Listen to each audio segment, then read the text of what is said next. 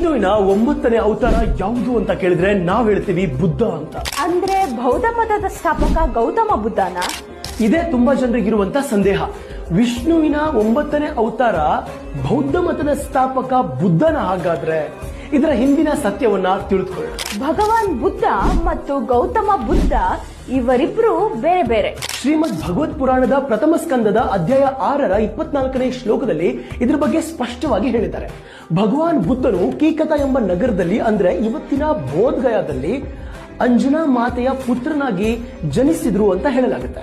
ವಿಷ್ಣುವಿನ 9ನೇ ಅವತಾರವಾದ ಭಗವಾನ್ ಬುದ್ಧನ ಬಗ್ಗೆ ಭವಿಷ್ಯ ಪುರಾಣ ಮತ್ತು ಅಗ್ನಿ ಪುರಾಣದಲ್ಲಿ ಹೇಳಲಾಗಿದೆ. ಸನಾತನ ಧರ್ಮದ ಭಗವಾನ್ ಬುದ್ಧನ ತಾಯಿಯ ಹೆಸರು ಅಂಜನಾ, ತಂದೆಯ ಹೆಸರು ಹೇಮಸದನ.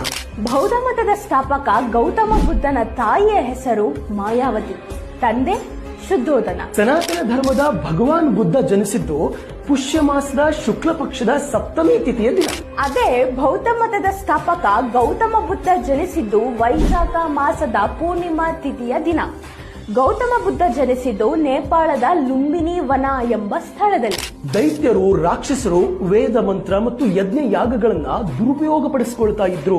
ಅದನ್ನ ತಡೆಯಲು ವಿಷ್ಣು ತನ್ನ 9ನೇ ಅವತಾರವಾದ ಭಗವಾನ್ ಬುದ್ಧನ ಅವತಾರ ಪಡೆದು ಧರೆಗಿಳಿದ್ರು ಅಂತ ಹೇಳಲಾಗುತ್ತೆ. ಭಾರತವನ್ನ, ಭಾರತೀಯ ಸಂಸ್ಕೃತಿಯನ್ನ ಪ್ರೀತಿಸಿ, ಪೂಜಿಸಿ, ಗೌರವಿಸಿ ಹೆಮ್ಮೆಯಿಂದ ಹೇಳಿ ಭಾರತ್ ಮಾತಾ ಕಿ ಜೈ, ಭುವನೇಶ್ವರಿ ಮಾತೆಗೆ ಜಯವಾಗಲಿ ಅಂತ.